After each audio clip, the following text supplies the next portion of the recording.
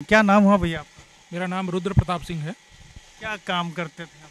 मैं यहाँ वनरक्षी हूँ और वनों की सुरक्षा, वन भूमि का अतिक्रमण का रोकना, वन के संवर्धन के जो कार्य हैं हम लोग करते हैं। फिर कब से धरना पर बैठे हैं और क्यों बैठे हैं? हम लोग 16 अगस्त से धरना पर बैठे हैं। विगत कैबिनेट बैठक में हमारे नियमावली में आलाभकारी परिवर्तन करते हुए एक नई संशोधित नियमावली लाई गई है, जिसके तहत वनपालों की 50% नियुक्ति की जानी है और 50% प्रोन्नति से भरी जानी है। जबकि जिस नियुक्ति नियमावली के तहत हमारी नियुक्ति हुई थी उसमें 100% वनपाल के पद जो थे वो प्रमोशन से भरे जाने थे। इस नियुक्ति नियमावली से हमारे भविष्य का जो है प्रमोशन का जो आधे लोग तो प्रमोट हो पाएंगे, लेकिन आधे जो है उनका प्रमोशन बाधित हो जाएगा, और जो हमारे भविष्य के लिए बहुत अलाभकारी है और इसके दूरगामी परिणाम जो हैं हमारे लिए अहितकर होंगे। इसको संशोधन जो किए गए हैं उसको वापस लेने के लिए हम लोग नियुक्ति नियमावली विरोध कर रहे हैं और उसे वापस लेने के लिए ये धरना प्रदर्शन कर रहे हैं। दूसरी बात है कि बहुत सारे और भी हमारे पक्ष में संशोधन चाहिए थे हमारे लिए।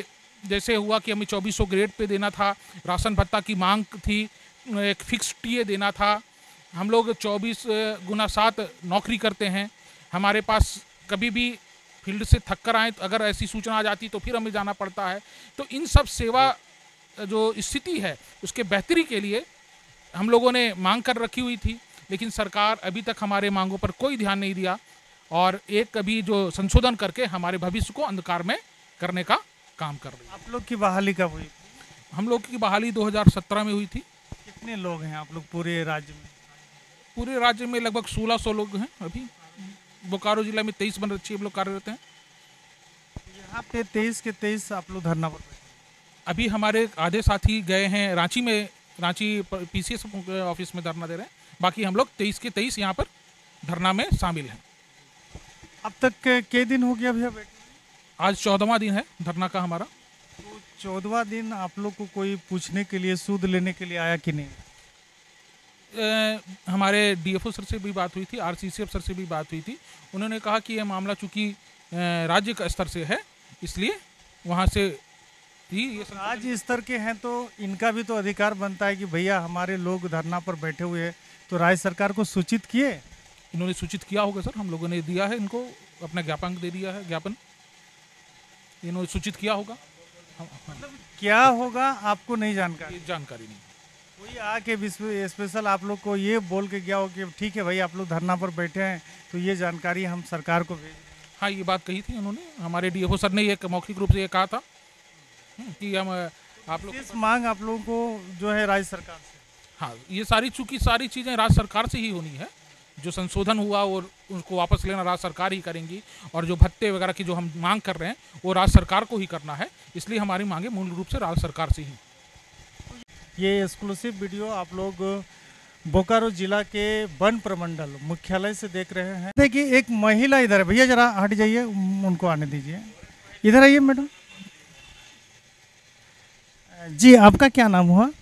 मेरा नाम किरण कुमारी है। धरना पर लगातार बैठे हुए हैं, सूद लेने कोई आ रहा है? अभी तक तो नहीं आए। फर्स्ट दिन आए थे डीएफओ सर। सूचना पूरे राज्य में है। हाँ,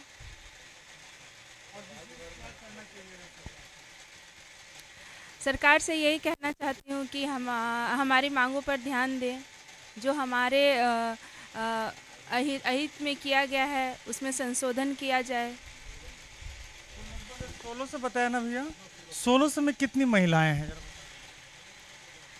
मुझे उसकी जानकारी नहीं है अभी। बोकारो में 3 महिलाएं हैं।